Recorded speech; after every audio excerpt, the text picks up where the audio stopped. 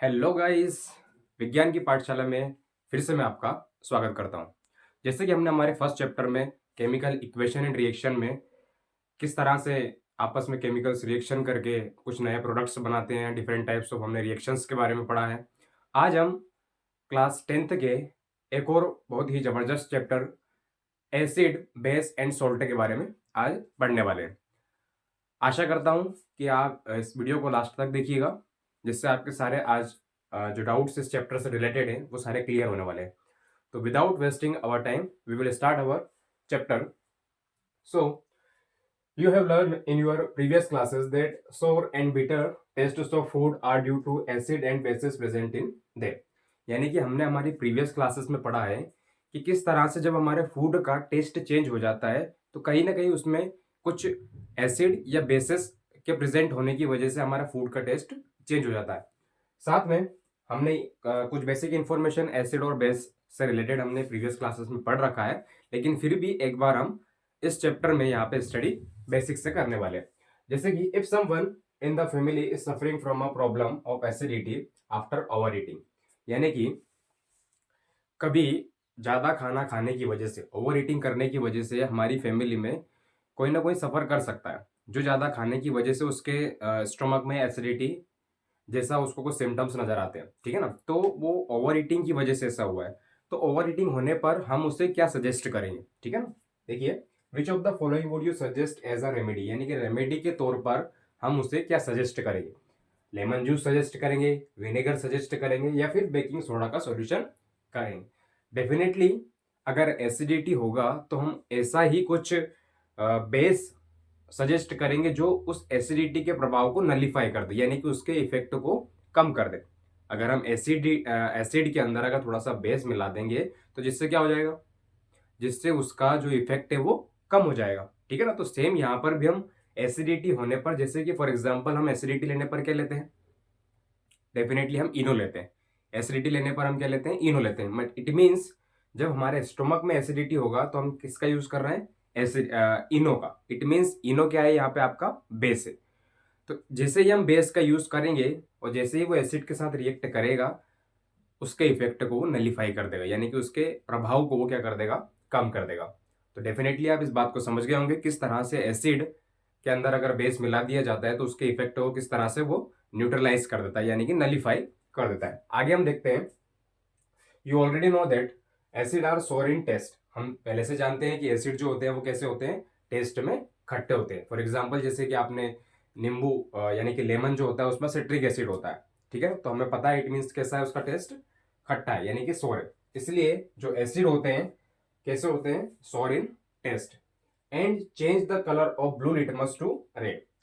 For example कोई सा solution रखा है जिसका हमें पता नहीं कि एक्चुअल में ये एसिड है या फिर बेस है, तो उसका पता लगाने के लिए हम क्या करेंगे, डेफिनेटली हम किसका यूज करेंगे, लिटमस पेपर का।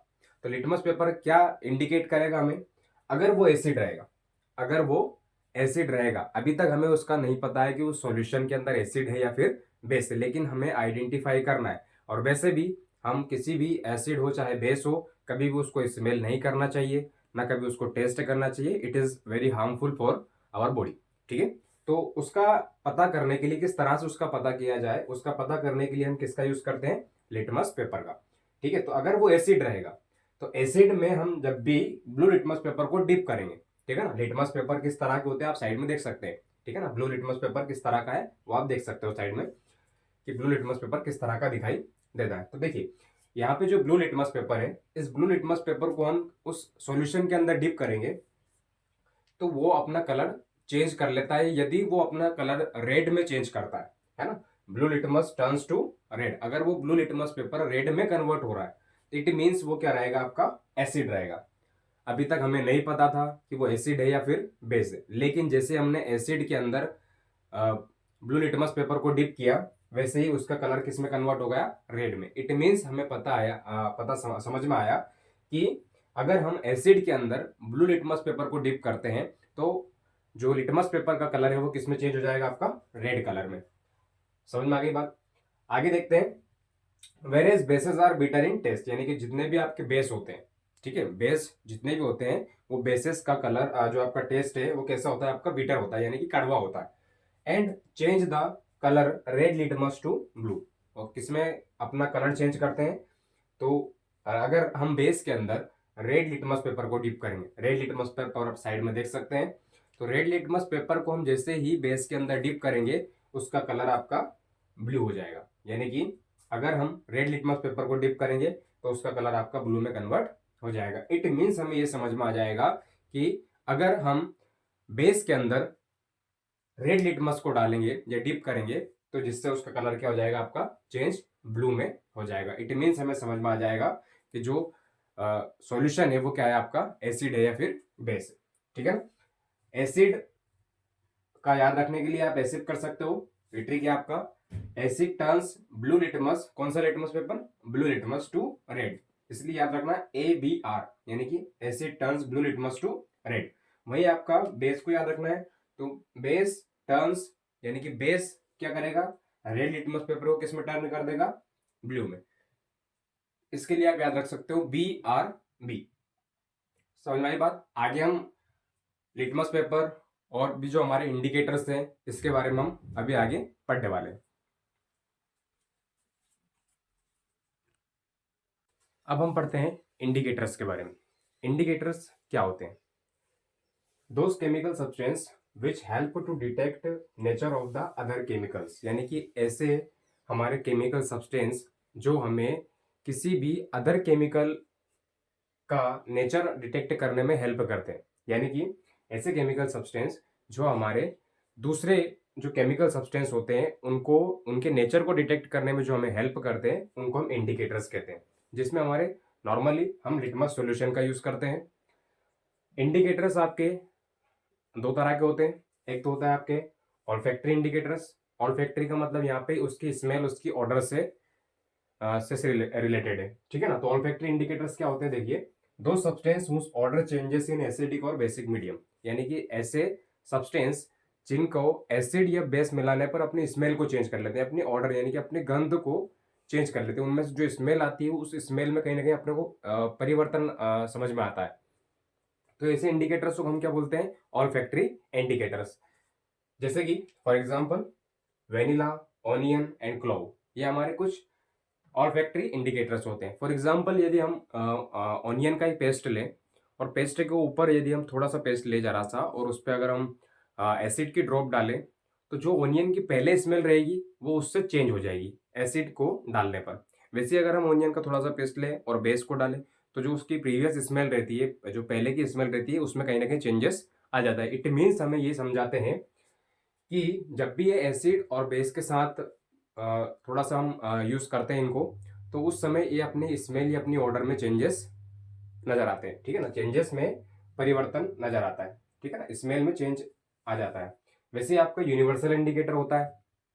Universal indicator, those indicators which not only detect the nature of other chemicals but also determine their acidic और basic strength, acidic और basic strength, यानी कि ये हमें ये तो पता बताते ही हैं कि जो इंडिकेटर्स हैं वो ये तो डिटेक्ट करते हैं कि केमिकल का नेचर क्या है। ठीक है ना, केमिकल का नेचर क्या है, लेकिन साथ में ये भी पता करते हैं कि वो कितना ज़्यादा एसिडिक है, कितना ज़्यादा बेसिक है। इसके लिए हम किसका यूज़ करते हैं, पीएच पेपर का। पीएच पेपर आप साइड में देख सकते हैं, येलो कलर का होता है। इस पीएच पेपर को, और एक आप स्केल देख रहे हैं, इस स्केल पर जो डिफरेंट टाइप्स ऑफ आपको कलर्स नजर आ रहे हैं, ये कलर जैसे हम पीएच पेपर को किसी सॉल्यूशन के अंदर डिप करते हैं तो वो पीएच पेपर का जो भी कलर रहेगा वो इस स्केल से हम उस पीएच पेपर के कलर को मैच कर कर देखते हैं। जो कलर उससे मैच करता है इट मीन्स उसका स्ट्रेंथ उतना ही ज्यादा है, चाहे वो एसिडिक हो सकता है या फिर बेसिक हो सकता है। तो उसी कलर को हम देखकर बताते हैं कि एक्चुअल में पीएच का रेंज क्या है। वैसे पीएच स्केल के बारे में आपको पता होगा कि पीएच स्केल के अंदर 0 से लेके 14 तक के डिजिट्स होते हैं। ठीक है ना, 0 से लेके 14 तक के डिजिट होते हैं। मैं एक बार आपको पीएच स्केल के बारे में एक्सप्लेन कर देता हूँ। कुछ इस तरह की हमारी पीएच स्केल होती है। ठीक है, यहाँ पर 14 होता है और यहाँ पर आपका 0 होता है। बीच में आपका होता है 7, जो कि आपको यहाँ पे क्या रिप्रेजेंट करता है, न्यूट्रल रिप्रेजेंट करता है। 0 से लेके 7 तक क्या रहता है, आपका एसिड रहते हैं। हाँ, सारे आपके एसिड्स रहेंगे। और 7 से लेके 14 तक आपके सारे बेस रहेंगे। इट मीन्स अगर किसी सॉल्यूशन का पीएच 6.9 भी है, इट मीन्स वो क्या है, आपका एसिड है। और अगर किसी सॉल्यूशन का पीएच 13.9 भी है तो इट मीन्स वो क्या रहेगा, आपका बेस। जितना पीएच कम रहेगा, जितना पीएच कम रहेगा उतना ही सॉल्यूशन उतना ही ज्यादा एसिडिक रहेगा, क्योंकि इसमें H प्लस आयंस कम रहेंगे, सॉरी H प्लस आयंस आपके ज्यादा रहेंगे। ठीक है जितना ही आपका ज्यादा OH माइनस आयंस रहेंगे, इधर OH माइनस आयंस रहेंगे, इधर आपका H प्लस आयंस रहेंगे।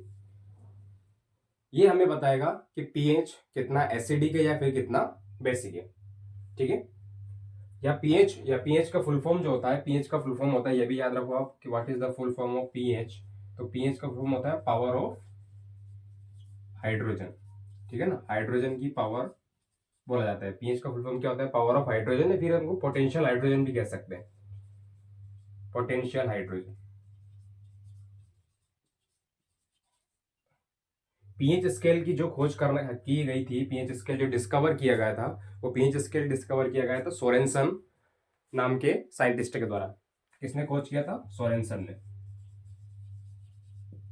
सोरेनसन नाम के साइंटिस्ट ने पीएच स्केल का डिस्कवर किया था। ठीक है, अब हम जानते हैं कुछ इंडिकेटर्स के बारे में। इंडिकेटर जो हमें एसिड या बेस होने को इंडिकेट करते हैं, जैसे कि रेड लिटमस पेपर, ये हमारा एक इंडिकेटर है। रेड लिटमस पेपर को हम अगर एसिड में डिप करते हैं तो वो एज इट इज रेड ही रहेगा, लेकिन यदि हम उसको बेस में डिप करेंगे तो वही रेड लिटमस पेपर आपका ब्लू में टर्न हो जाएगा। ठीक है ना, ब्लू कलर में टर्न हो जाएगा। वैसे ही हमारा जो नेक्स्ट इंडिकेटर है वो है आपका blue litmus paper. Blue litmus paper आपका एक इंडिकेटर है। ब्लू लिटमस पेपर को यदि हम एसिड के अंदर डिप करेंगे तो यहाँ किस में टर्न हो जाएगा, आपका रेड कलर में टर्न हो जाएगा। ठीक है ना, ब्लू लिटमस पेपर हमारा एक इंडिकेटर है। इस ब्लू लिटमस पेपर को यदि हम एसिड के अंदर डिप करेंगे तो किस में टर्न हो जाएगा, वो आपका रेड कलर में टर्न हो जाएगा। वैसे ही अगर बेस में हम उसको डिप करेंगे ब्लू लिटमस पेपर को तो एज इट इज वो ब्लू ही रहेगा, मतलब कि remains blue, as it is रहेगा, ब्लू है तो ब्लू ही रहेगा। लेकिन एसिड में डिप करने पर वो किस में टर्न हो जाएगा, आपका रेड कलर में टर्न हो जाता है। ठीक है, वैसे एक हमारा इंडिकेटर कौन सा है, आपका टर्मेरिक है।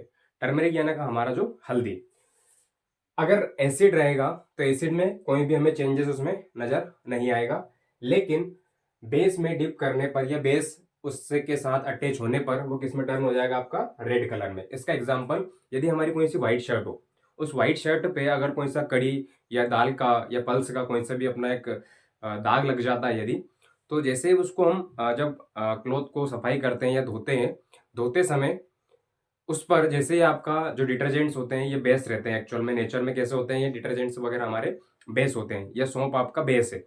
जैसे ही सोप उसके कांटेक्ट में आएगा तो वो जैसे ही उसके साथ रिएक्शन करता है बेस के साथ में, यानी कि सोप हमारा क्या है, बेस है। जैसे ही बेस के साथ रिएक्शन करेगा तो वो जो येलो कलर है वो किस में कन्वर्ट हो जाएगा, आपका जो करी का येलो है वो रेड टर्न हो जाएगा। इट मीन जब बेस के साथ टर्मरिक रिएक्ट करता है तो वो रेड कलर शो करता है। ठीक है, इट मीन्स कि जब वो बेस के साथ रिएक्ट करेगा तो किस कलर में टर्न होगा, रेड कलर में। ठीक है, वैसे ही हमारा नेक्स्ट है फिनोल्फथेलिन। फिनोल फिनोल्फथेलिन, ठीक है ना, फिनोल्फथेलिन क्या करता है, एसिड के अंदर कलरलेस होता है, यानी कोई कलर नहीं शो करेगा, लेकिन जैसे अगर वो बेस के कांटेक्ट में आएगा तो फिनोल्फथेलिन आपका क्या कैसा हो जाएगा, आपका पिंक कलर में चेंज होगा। ठीक है ना, यानी कि उसका कलर जो होगा वो पिंक हो जाएगा। वैसे ही आपका नेक्स्ट इंडिकेटर है मिथाइल ऑरेंज। मिथाइल ऑरेंज जब एसिड के साथ रिएक्ट करता है तो रेड कलर देता है, वैसे ही बेस के साथ रिएक्ट करेगा तो येलो कलर देता है। ठीक है ना, फिर से देख लीजिए, ये हमारे सारे इंडिकेटर्स हैं, ये हमारे एसिड्स हैं और बेस है। ये इंडिकेटर्स एसिड में डालने पर किस कलर का कलर देंगे हमें, और बेस में डालने पर कौन सा कलर देंगे, ये यहाँ पे हमने सब इस टेबल के माध्यम से समझा है। आगे हम how do metals react with acid और बेस, यानी कि मेटल और एसिड रिएक्ट करते हैं एसिड और बेस के साथ में, तो क्या कुछ हमें इफेक्ट देखने को मिलते हैं, हम इसके बारे में आगे पढ़ते हैं। अब हम देखते हैं कि किस तरह से मेटल्स एसिड के साथ रिएक्ट करने पर क्या प्रोड्यूस करता है और साथ में बेस मेटल के साथ रिएक्ट करने पर क्या प्रोड्यूस करता है। सबसे पहले हम देखते हैं कि एसिड जब मेटल के साथ रिएक्ट करता है तो क्या प्रोड्यूस करता है, सॉल्ट प्लस आपका हाइड्रोजन गैस। साइड में जो आप एक्टिविटी देख रहे हैं, इस एक्टिविटी में जो एपरेटस लगा हुआ है उसके अकॉर्डिंग अगर हम देखें तो एक टेस्ट ट्यूब के अंदर हम क्या लेंगे, सबसे पहले H2SO4 लेंगे। क्या लेंगे, H2SO4, जो कि क्या होता है हमारा सल्फ्यूरिक एसिड। सल्फ्यूरिक एसिड यानी कि हमारा यहाँ पे क्या हो गया है, एसिड हो गया है। उसमें हम एक मेटल ऐड करते हैं जो कि जिंक है, यानी कि इस एक्टिविटी के अकॉर्डिंग हम जिंक ग्रेनुअल्स उसके अंदर हम ऐड करते हैं। तो हम देखते हैं कि कुछ समय बाद उसमें से हाइड्रोजन गैस इवोल्व होना स्टार्ट होती है, जो कि एक टेस्ट ट्यूब के माध्यम से सॉफ्ट सॉल्यूशन के अंदर से वो जो ट्यूब निकलती है उसमें कुछ बबल्स फॉर्म होते हैं, और उस बबल्स फॉर्म होने के दौरान अगर हम वहाँ पे मैच स्टिक लगा के देखें तो वहाँ पे हमें कुछ पॉप साउंड सा सुनाई देगा। इट मीन्स वो क्या है, वहाँ पे आपका हाइड्रोजन गैस है। साथ में सॉल्यूशन के अंदर जो बनेगा वो आपका बन जाएगा सॉल्ट, यानी कि जिंक सल्फेट। जिंक सल्फेट यहाँ पे क्या है, आपका एक सॉल्ट है, और साथ में यहाँ पे हाइड्रोजन गैस इवॉल्व हो रही है। तो किस तरह से जब एसिड मेटल के साथ, यानी कि H2SO4 आपका एसिड है और यहाँ पे मेटल आपका जिंक है, जब आपस में रिएक्ट करेंगे तो क्या प्रोड्यूस करेंगे, सोल्ट प्लस आपका हाइड्रोजन गैस, यानी कि जिंक सल्फेट प्लस आपका hydrogen gas. Same case activity second देख लीजिए आप। एक्टिविटी सेकंड में जब हम बेस के साथ मेटल को रिएक्ट करवाए, देखिए पहले हमने एसिड के साथ मेटल को रिएक्ट करवाया तो भी आपका सोल्ट बना, प्लस उसमें से हाइड्रोजन गैस इवोल्व हुई है। सेकेंड केस में हम बेस लेते हैं, बेस के साथ मेटल को रिएक्ट करवाते हैं तो भी क्या बनता है, आपका सोल्ट एंड आपका हाइड्रोजन गैस। तो यहाँ पर बेस हम कौन सा ले रहे हैं, सोडियम हाइड्रोक्साइड। कौन सा बेस लिया हमने, सोडियम हाइड्रोक्साइड, NaOH यहाँ का हमारा एक बेस है। इस सोडियम हाइड्रोक्साइड को जब हम जिंक के साथ रिएक्शन करवाते हैं, यानी कि जिंक मेटल के साथ रिएक्शन करवाते हैं एक बेस को, तो आपका क्या बनता है, सोडियम जिंकेट, यानी कि Na2ZnO2, ये जिसको हम बोलते हैं सोडियम जिंकेट। और साथ में इसमें से भी क्या एवोल्व होता है, हाइड्रोजन गैस। तो बेस हमारा यहाँ पे सोडियम हाइड्रोक्साइड है और मेटल आपका यहाँ पे जिंक है, ठीक है ना। आफ्टर रिएक्शन क्या बनता है हमारा, सोल्ट प्लस आपका सोल्ट प्लस आपका हाइड्रोजन गैस, यानी कि सोल्ट हमारा यहाँ सोडियम जिंकेट है और यहाँ पे आपका हाइड्रोजन गैस वो यहाँ पर भी इवोल्व हो रहा है। इट मीन्स हम यह कह सकते हैं कि जब एसिड मेटल के साथ रिएक्ट करता है तो salt plus hydrogen gas produce करता है। साथ में जब बेस भी मेटल के साथ रिएक्ट करता है तो क्या प्रोड्यूस करता है, आपका सोल्ट प्लस हाइड्रोजन गैस, ठीक है।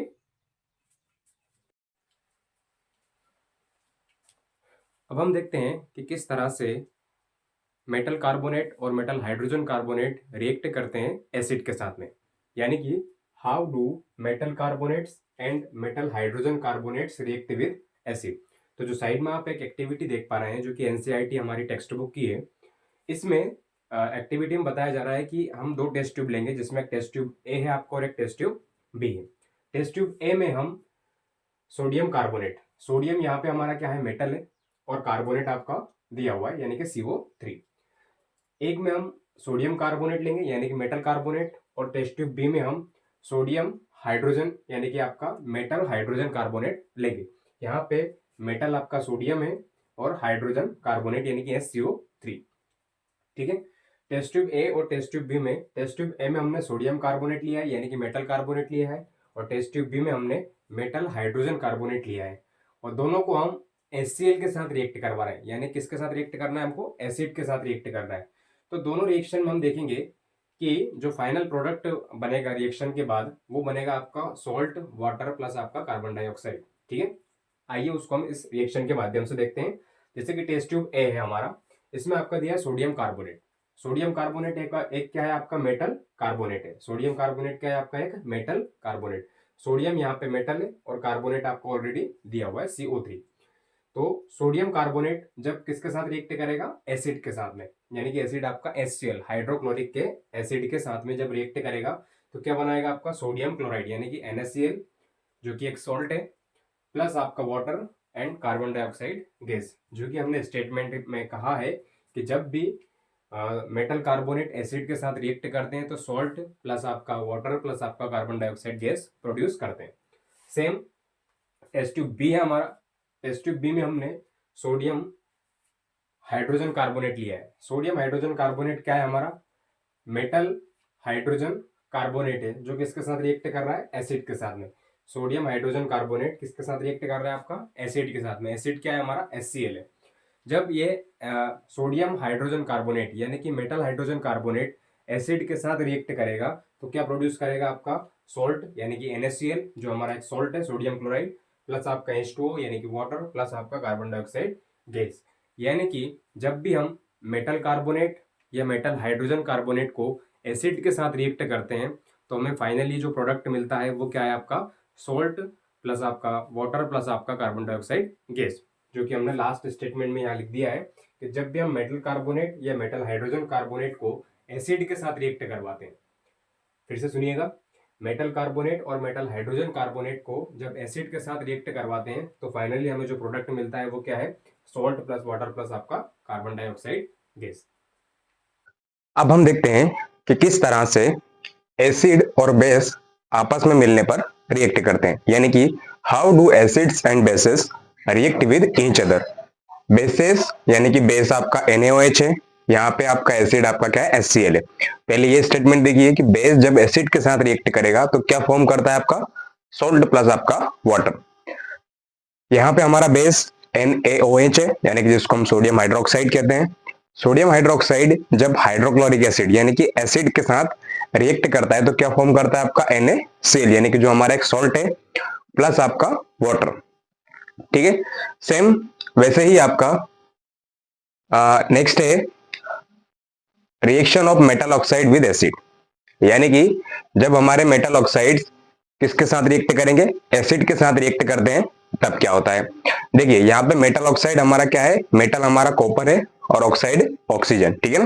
तो मेटल ऑक्साइड हमारा क्या हुआ? कॉपर ऑक्साइड, जो एक एसिड से रिएक्ट कर रहा है यानी कि HCl से, तो वो भी क्या प्रोड्यूस कर रहा है? आपका यहाँ पे कॉपर क्लोराइड बन रहा है। क्लोराइड यानी कि आपका सॉल्ट है प्लस आपका वाटर, यानी कि जब मेटल ऑक्साइड एसिड के साथ रिएक्ट करते हैं तो वो क्या प्रोड्यूस करते हैं? Salt plus water. वैसे ही हमारे नॉन मेटेलिक ऑक्साइड भी है। नॉन मेटेलिक ऑक्साइड जब बेस के साथ रिएक्ट करेंगे तो क्या होगा? देखिए यहाँ पे हमारा नॉन मेटेलिक ऑक्साइड क्या है? आपका CO2 यानी कार्बन डाइऑक्साइड। जब ये बेस के साथ रिएक्ट कर रहा है यानी कि कैल्शियम हाइड्रोक्साइड, कैल्शियम हाइड्रोक्साइड जो क्या है? हमारा एक बेस है। कैल्शियम हाइड्रोक्साइड के साथ जब ये रिएक्शन करता है तो क्या प्रोड्यूस करता है? आपका सॉल्ट प्लस वाटर। यानी कि इन तीनों केस में चाहे एसिड बेस के साथ रिएक्ट करें तो भी हमारा क्या फॉर्म होगा? सॉल्ट प्लस आपका वाटर। यहाँ पर हम मेटालिक ऑक्साइड की बात करें, मेटालिक ऑक्साइड अगर एसिड के साथ रिएक्ट करेगा तो भी सॉल्ट प्लस आपका वाटर फॉर्म करेगा। वैसे ही अगर नॉन मेटालिक ऑक्साइड बेस के साथ रिएक्ट करेगा तो फाइनली वो भी क्या प्रोड्यूस करेगा? आपका सॉल्ट प्लस वाटर। अब हम देखते हैं कि एसिड और बेसेस हमारे कितने इंपॉर्टेंस होते हैं जो कि हमारी डेली लाइफ में काम आते हैं, यानी कि importance of pH in our daily life. हमारी डेली लाइफ में पीएच का क्या इंपॉर्टेंस है? सबसे पहले हमारी जो बॉडी होती है, हमारी बॉडी हमेशा एक पीएच रेंज पर वर्क करती है जो कि 7 से लेकर 7.8 के बीच में होता है। यानी कि हमारी बॉडी का जो पीएच रेंज है वो 7 से लेकर 7.8 के बीच में काम करती है। हमारी बॉडी 7 से लेकर 7.8 के बीच में काम करता है, ठीक है ना। इसीलिए हमारी जो न्यूट्रल वाटर होता है उसका पीएच आपका 7.4 होता है। वही हमारे अगर हम ब्लड की बात करें तो ब्लड का पीएच भी आपका क्या होगा? 7.4 होता है, ठीक है ना। यानी कि हमारी बॉडी के अंदर जो ब्लड फ्लो हो रहा है उसका पीएच 7.4 होता है। इसलिए हम कह रहे हैं कि हमारी जो बॉडी काम करती है वो किस पीएच रेंज के बीच में करती है? तो 7 से लेकर 7.8 पीएच के बीच में हमारी बॉडी काम करती है। कुछ ऐसे लिविंग ऑर्गेनिज्म है, living organisms can survive only in a narrow pH range, pH change, यानी कि कुछ लिविंग ऑर्गेनिज्म भी होते हैं जो कुछ इसी पीएच पर हमारा सर्वाइव करते हैं। When pH of rain water is less than 5.6 it is called acid rain, यानी कि अगर पीएच रेंज, अगर किसी बरसात का पानी जो बरसात के रूप में गिरता है ना, रेनिंग होती है, उस समय अगर पीएच का उसका पीएच अगर उस वाटर का पीएच 5.6 से लेस देन है, इट मीन्स उसको हम क्या कहेंगे? Acid rain.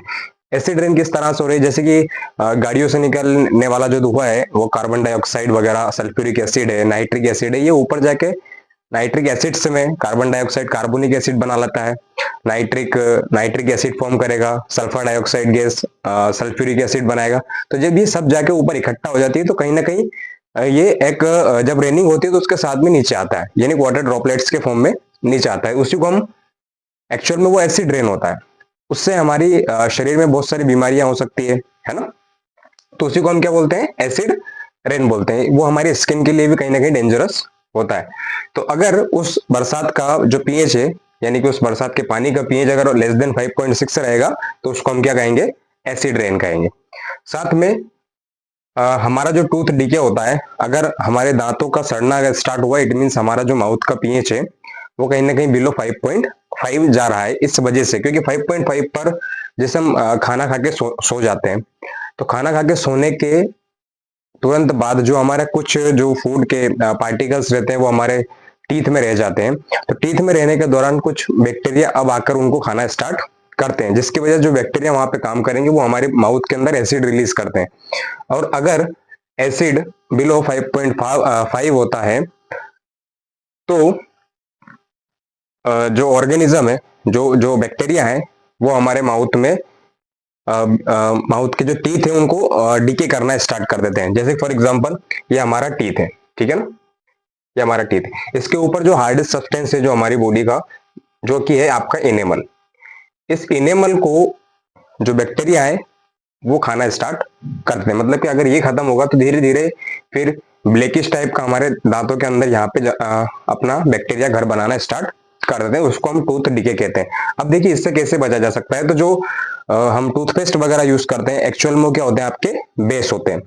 टूथपेस्ट में क्या है, आपका एक बेस है। तो वो बेस इस पीएच को बैलेंस करने का काम करता है, यानी कि उसको न्यूट्रल कर देगा, बिलो 5.5 जाने नहीं देगा, ठीक है ना। तो इस तरह से हमारा टूथपेस्ट यहाँ पे काम करता है। अगर ये पीएच आपका 5.5 से नीचे जाता है तो कहीं ना कहीं आपके दांतों का डीके होना स्टार्ट हो जाता है, ठीक है ना। वैसे ही हमारी लाइफ के अंदर जो एक सबसे इंपॉर्टेंट कह सकते हैं रोल प्ले करता है वो है हमारा डाइजेस्टिव सिस्टम में। पीएच इन अवर डाइजेस्टिव सिस्टम, यानी कि हमारे डाइजेस्टिव सिस्टम में भी आपका क्या काम करता है, पीएच काम करता है। जब हम ओवर ईटिंग कर लेते हैं तो एसिडिटी हो जाती है। तो एसिडिटी होने के दौरान कहीं ना कहीं एसिड ज्यादा रिलीज हो जाता है। हमारे स्टोमक की जो इनर लाइनिंग है उसमें से HCl एसिड रिलीज होता है, ठीक है ना, जो हम चैप्टर 6 में या आपकी लाइफ प्रोसेस में बहुत बढ़िया तरीके से पढ़ने वाले हैं। तो जो हमारा डाइजेस्टिव सिस्टम होता है उसमें स्टमक के अंदर क्या होता है, आपका एसिड रिलीज होता है। अगर ज्यादा मात्रा में रिलीज हो जाता है तो उसको हम क्या बोलते हैं, एसिडिटी कहते हैं। एसिडिटी के होने पर हम क्या यूज करेंगे, बेस यूज करेंगे, ताकि उसका एसिड का प्रभाव इफेक्ट न्यूट्रलाइज हो जाए। तो उसको न्यूट्रलाइज करने के लिए हम किसका यूज करते हैं, milk of magnesia. Milk of magnesia जो कि एक मैग्नीशियम हाइड्रोक्साइड है, ठीक है ना। तो मिल्क ऑफ मैग्नीशिया जिसको हम उस पीएच के इफेक्ट को नलीफाई यानी कि न्यूट्रलाइज करने के लिए यूज करते हैं। एक्चुअल में उनको हम क्या बोलते हैं, शॉर्ट फॉर्म में एंटासिड। यानी कि ऐसी मेडिसिन जो एसिड के इफेक्ट को न्यूट्रलाइज करने के लिए हम यूज करते हैं उनको शॉर्ट फॉर्म में हम क्या कहते हैं, एंटासिड। ये क्वेश्चंस कई बार पूछा जाता है, ठीक है ना। एंटासिड का आप विशेष ध्यान रखें स्पेशली तरीके से। कुछ एनिमल्स भी होते हैं जो सेल्फ डिफेंस करते हैं, यानी कि अगर हम उनको नुकसान पहुंचाने जाए, जैसे फॉर एग्जाम्पल आपका हनी भी हुआ। हनी भी अपने सेफ्टी के लिए, अपने डिफेंस के लिए जब आप उनके पास जाओगे तो वो आपको हो सकता है काट ले, वो काट ही लेती है, क्या काट ले। तो उस हनी बी के द्वारा आपको जहां पर भी डंक मारा जाएगा, है ना, यानी कि स्टिंग किया जाएगा, तो उसके जो डंक होता है उसमें से वो क्या रिलीज करता है, मिथेनोइक एसिड। कौन सा एसिड रिलीज करेगा, मिथेनोइक एसिड। अब एक्चुअल में मिथेनोइक एसिड जैसे हमारी स्किन के अंदर जाता है वैसे वहां पे स्वेलिंग स्टार्ट हो जाती है। तो फिर हम क्या करते हैं, लाइम ढूंढते हैं, यानी कि चूना ढूंढते हैं, क्योंकि चूना क्या है, आपका एक माइल्ड बेस है, ठीक है ना। तो उस बेस का यूज हम उस इफेक्ट को न्यूट्रलाइज कर दें, है ना। न्यूट्रलाइज मतलब जैसे फॉर एग्जांपल समझ लीजिए आप कि एसिड है, ठीक है ना। एसिड को अगर हम बेस देंगे तो वो क्या कर देगा, न्यूट्रलाइज कर देगा। कैसे, जैसे कि मैक्सिमम यूज करते हैं +5 -5, दोनों को एक दूसरे को काट देंगे, क्या बचेगा आपका 0। उसी प्रकार से आपका एसिड अगर बेस के साथ, एसिड को अगर हम बेस रिएक्ट करवाएंगे तो क्या हो जाएगा, आपका इफेक्ट न्यूट्रलाइज हो जाता है। इसलिए कभी भी जब हमें हनी बी वगैरह स्टिंग कर लेती है तो उस समय हम किसका यूज करते हैं, माइल्ड बेसिस का, ताकि उस एसिड के इफेक्ट को हम न्यूट्रलाइज कर सके। अब देखिए हमारा एक कॉमन सॉल्ट होता है, ठीक है ना, कॉमन सोल्ट। यानी कि सोल्ट हमारे कई टाइप्स के होते हैं जिनको हम बारी बारी से पढ़ेंगे, लेकिन जो हमें समुद्र से प्राप्त होता है एक्चुअल में वो कॉमन सोल्ट है, और एक हमारे लिए रॉ मटेरियल का काम करता है। उस अकेले रॉ मटेरियल से हम ना जाने कितने ही सारे उसके यूजेस होते हैं और कितने सारे प्रोडक्ट्स उससे हम बना सकते हैं, उसको हम आगे देखने वाले हैं। सबसे पहले हम देखते हैं कॉमन सोल्ट, यानी कि और रॉ मटेरियल फॉर केमिकल्स। जितने भी केमिकल्स हम आगे पढ़ने वाले हैं उनका एक रॉ मटेरियल है आपका कॉमन सोल्ट, जिसको हम क्या कहते हैं, NaCl। ठीक है, जो हमारा क्या है आपका NaCl जो हमारा एक्चुअल में हम जो फूड में कंज्यूम करने वाला जो सोल्ट है उसको हम NaCl कहते हैं, यानी कि सोडियम क्लोराइड। अब इससे हम कौन कौन से सॉल्ट्स बना सकते हैं, जैसे कि आपका सोडियम हाइड्रोक्साइड हुआ, baking soda, washing soda, bleaching powder, ये सब हम इस कॉमन सोल्ट की मदद से ही बना पाते हैं। यहाँ पे हम सबसे पहले सोडियम हाइड्रोक्साइड को बनाते हैं। किस तरह से सोडियम हाइड्रोक्साइड का फॉर्मेशन होगा उसको हम देखते हैं। जब हम NaCl यानी कि सोडियम क्लोराइड के अंदर थोड़ा सा वाटर ऐड कर दें तो वो क्या बनेगा आपका NaOH। लेकिन क्या जरूरी यहाँ पे इलेक्ट्रिसिटी को पास करना जरूरी है, ठीक है ना। एक्वस सॉल्यूशन हुआ किसका, सोडियम क्लोराइड का, इसमें हम इलेक्ट्रिसिटी पास करेंगे तो क्या बनेगा आपका सोडियम हाइड्रोक्साइड प्लस उसमें से Cl2 यानी कि क्लोरीन आपका गैस निकलेगा और हाइड्रोजन गैस भी निकलेगा। उसको समझने के लिए इसको समझते हैं हम पहले। देखिए यहाँ पे हमने एक एनोड रोड लिया है, एक कैथोड, ठीक है। कैथोड माइनस है, एनोड आपका प्लस है। इस सॉल्यूशन इसके अंदर भरा है आपका ब्राइन सॉल्यूशन। क्या भरा हुआ है आपका ब्राइन सॉल्यूशन। ब्राइन सॉल्यूशन क्या होता है एक्चुअल में, जो NaCl है, NaCl के साथ में अगर हम वाटर को मिक्स कर दें, यानी कि सोडियम क्लोराइड में अगर वाटर मिक्स कर दें तो जो सॉल्यूशन एक्वस सॉल्यूशन तैयार होता है उसको हम बोलेंगे ब्राइन सॉल्यूशन। सिंपल सा है, NaCl यानी कि नमक के अंदर अगर हम पानी मिक्स करेंगे तो आपका ब्राइन सॉल्यूशन कहलाएगा, ठीक है ना। तो ब्राइन सॉल्यूशन इसके अंदर अभी फिल है।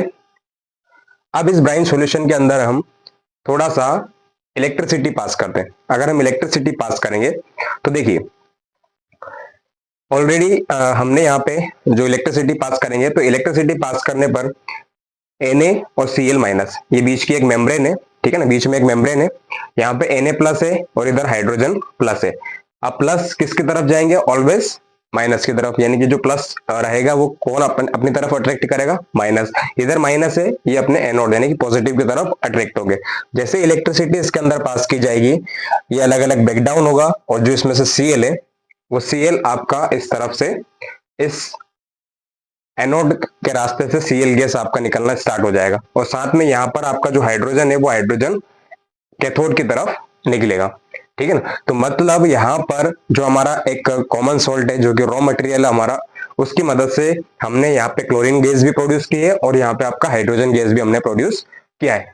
अब जो यहाँ पे बच जाता है वो बचता है आपका Na और प्लस आपका OH, जो जाके आपका क्या फॉर्म करता है यहाँ पे NaOH, यानी कि जो हमारा होता है सोडियम हाइड्रोक्साइड। क्या होगा आपका सोडियम हाइड्रोक्साइड, जो कि हमारा NaOH होता है। अब यहां पर जो हुआ है NaCl हमारा एक रॉ मटेरियल था जिसको हमने एज अ ब्राइन सॉल्यूशन की तरह यूज किया, वाटर मिक्स किया, इलेक्ट्रिसिटी जैसे हमने प्रोवाइड किया वैसे हमारा क्या हुआ, यहाँ पे इलेक्ट्रिसिटी के दौरान पास करने के दौरान क्लोरीन अलग गैस फॉर्म हुई और हाइड्रोजन गैस अलग फॉर्म हुई। साथ में जो हमारा एक सोल्ट बना वो क्या बना आपका NaOH यानी कि सोडियम हाइड्रोक्साइड।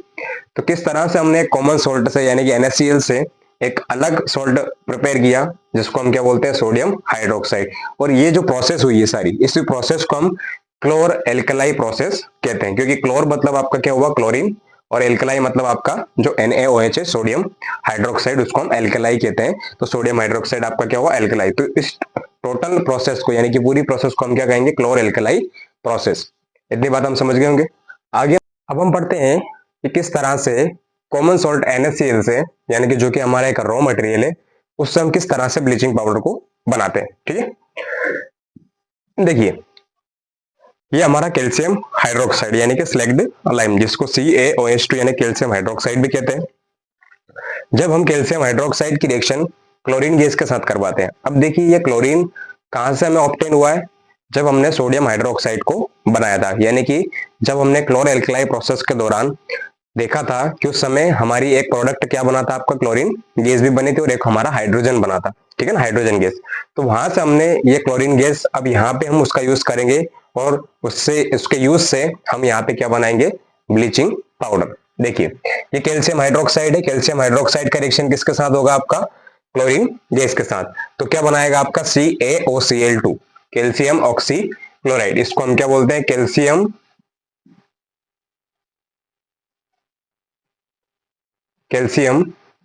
ऑक्सी क्लोराइड, यानी कि इसी को हम बोलते हैं ब्लीचिंग पाउडर, और साथ में इसमें वाटर भी फॉर्म होता है। तो what is the formula of bleaching powder, तो क्या रहेगा आपका CaOCl2, Ca यानी कि कैल्शियम ऑक्सी O और क्लोराइड। यहाँ पे हमारा जो ब्लीचिंग पाउडर का फॉर्म हुआ है with the help of this chlorine gas which are obtained from chloralkali process. तो कैल्शियम हाइड्रोक्साइड जब क्लोरीन गैस के साथ रिएक्शन करता है तो क्या बनाता है आपका, कैल्शियम ऑक्सीक्लोराइड प्लस आपका वाटर, जिसमें से हमारा कैल्शियम ऑक्सीक्लोराइड क्या होगा आपका, ब्लीचिंग पाउडर। ब्लीचिंग पाउडर का कई तरीके से हम यूज कर सकते हैं और बहुत कह सकते हैं मेजर पर्पस इसका यूज होता है, इसका बहुत जगह पे इसका यूजेस होते हैं। जैसे कि कॉटन टेक्सटाइल इंडस्ट्रीज, यानी कि जो कॉटन की टेक्सटाइल इंडस्ट्रीज होती है वहां पे कॉटन और लाइनिन को अलग करने के लिए इसका यूज किया जाता है।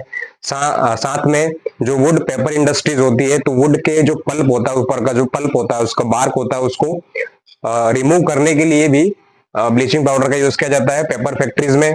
और साथ में एज अ ऑक्सीडाइजिंग एजेंट भी हम इसका यूज करते हैं। साथ में ब्लीचिंग पाउडर का ड्रिंकिंग वाटर में भी इसका यूज किया जाता है, पानी जो पीने का पानी होता है उसको जर्म फ्री बनाने के लिए भी ब्लीचिंग पाउडर का यूज किया जाता है। ठीक है, नेक्स्ट है हमारा बेकिंग सोडा। बेकिंग सोडा को हम बनाने के लिए सबसे पहले जो हमारा कॉमन सोल्ट है यानी कि जो रॉ मटेरियल है वो है आपका NaCl। इस NaCl को जब हम वाटर के साथ रिएक्ट करवाते हैं प्लस आपका कार्बन डाइऑक्साइड और अमोनिया, जब हम सोडियम क्लोराइड को वाटर, कार्बन डाइऑक्साइड और अमोनिया के साथ रिएक्शन करवाते हैं तो हमें मिलता है NH4Cl। NH4Cl क्या हुआ आपका, अमोनियम क्लोराइड, यानी कि जो आपका एक सॉल्ट है।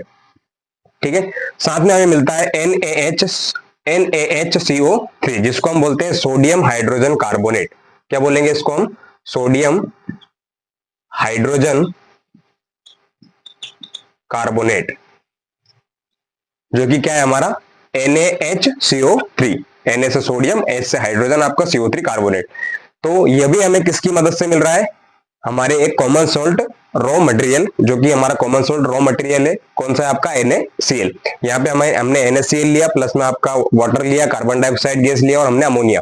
जब हम इसको इसके साथ रिएक्शन करवाते हैं NaCl का तो हमें क्या मिलता है, अमोनियम क्लोराइड, और साथ में आपको मिलता है sodium hydrogen carbonate. Sodium hydrogen carbonate ही आपका बेकिंग सोडा कहलाता है।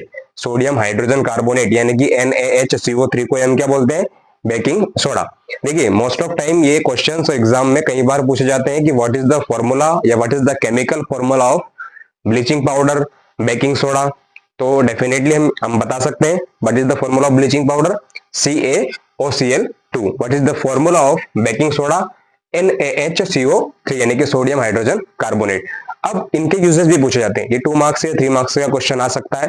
इसमें आपसे इसके यूजेस भी पूछे जाएंगे, right the 2 uses of bleaching powder and right the 2 uses of baking soda. ठीक है, देखिए बेकिंग सोडा का हम एज अ एंटासिड के तौर पे यूज करते हैं।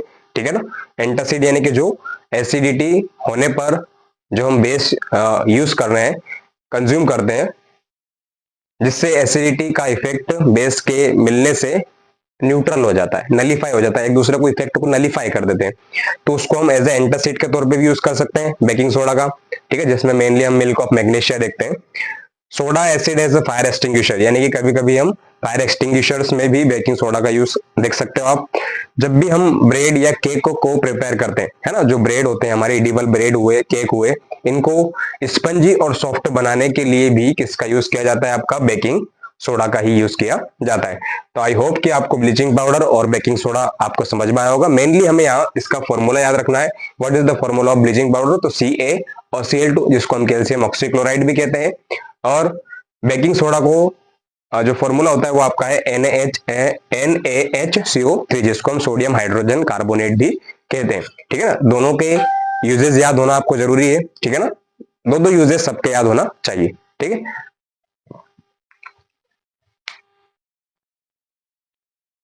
अब हम देखते हैं कि किस तरह से उसी हमारे कॉमन सोल्ट यानी कि NaCl से हम अनदर एक सोल्ट प्रिपेयर करते हैं जो कि आपका वॉशिंग सोडा।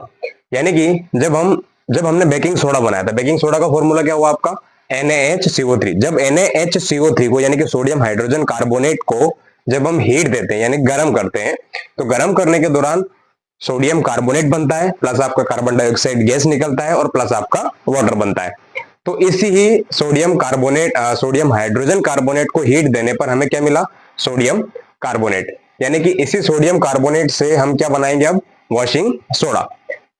ये जो सोडियम कार्बोनेट है, इस सोडियम कार्बोनेट एक्चुअल में किससे बना हुआ है, सोडियम हाइड्रोजन कार्बोनेट से। अब सोडियम हाइड्रोजन कार्बोनेट किससे फॉर्म हुआ था, हमारा कॉमन सॉल्ट और रॉ मटेरियल, यानी कि सब चीजें एक दूसरे से मिलकर यहाँ पर फॉर्म हो रही है, बन रही है।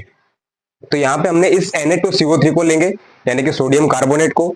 अब इस सोडियम कार्बोनेट में अगर हम 10H2O यानी कि 10 वाटर मॉलिक्यूल ऐड करेंगे तो हमें क्या फॉर्म होगा, Na2CO3.10H2O। यानी कि what is the formula of washing soda, what is the formula of washing soda. तो वॉशिंग सोडा का फॉर्मूला आपका क्या कहलाएगा, Na2CO3.10H2O। .10H2O का यहाँ पे Na2CO3 यानी कि सोडियम कार्बोनेट के साथ में क्या इंक्लूड हुए, मिक्स हुए हैं, 10 वाटर मॉलिक्यूल ऐड हुए हैं, ठीक है ना। इसलिए फॉर्मूला कहलाएगा Na2CO3.10H2O, ठीक है ना।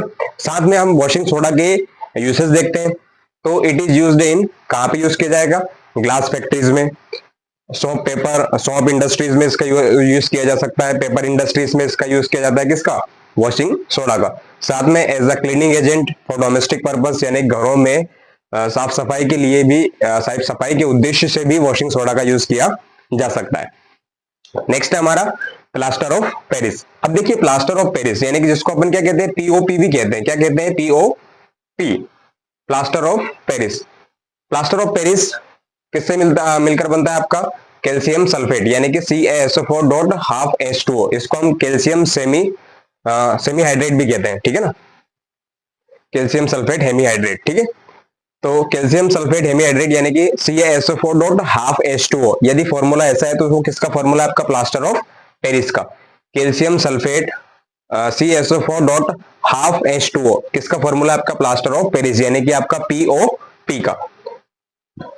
अब इसी कैल्शियम सल्फेट से हम जिप्सम बना सकते हैं। वैसे एक्चुअल में जो जिप्सम होता है CaSO4.2H2O होता है। जब हम उसको 273 या 373 केल्विन पर इसको हीट देते हैं तो ये ब्रेक डाउन हो जाता है, यानी कि इसके 1.5 वाटर मोलिक्यूल्स इवोपरेट हो जाते हैं, भाप बन के उड़ जाते हैं।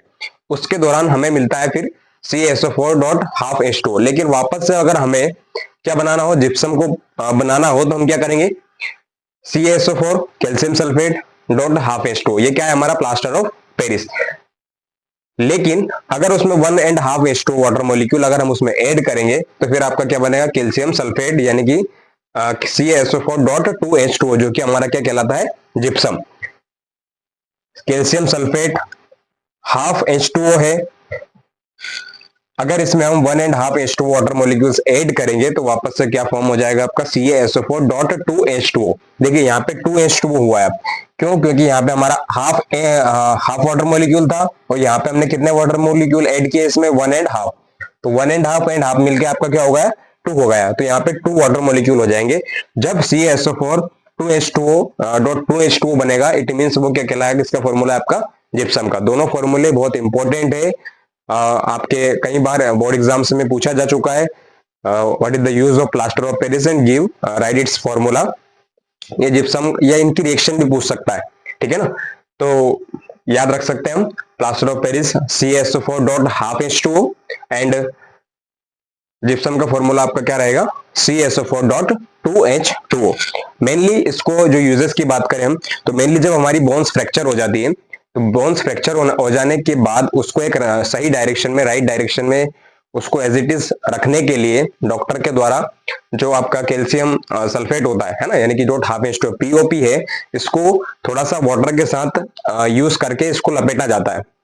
तो ये एक बहुत हार्ड सब्सटेंस में कन्वर्ट हो जाता है, जो कि क्या रहेगा आपका फिर, जिप्सम। यानी कि जब उसको प्लास्टर लगाया जाता है उस समय वो क्या होता है, POP होता है, यानी कि प्लास्टर ऑफ पेरिस होता है। लेकिन जब उसको थोड़ा सा वाटर के साथ मिक्स किया जाता है तो वो किस में कन्वर्ट हो जाता है, रिएक्शन करके जिप्सम बन जाता है, जिसको हम CaSO4.2H2O कहते हैं। तो मोस्टली ये डॉक्टर के द्वारा यूज किया जाता है, ठीक है। जब भी किसी की बोन फ्रैक्चर हो जाती है तो जो पट्टा चढ़ाया जाता है एक्चुअल में वो क्या क्या, क्या होता है आपका, जिप्सम होता है। पहले प्लास्टर ऑफ पेरिस होता है, जैसे वाटर के साथ रिएक्ट करता है क्या बन जाता है आपका, जिप्सम बन जाता है।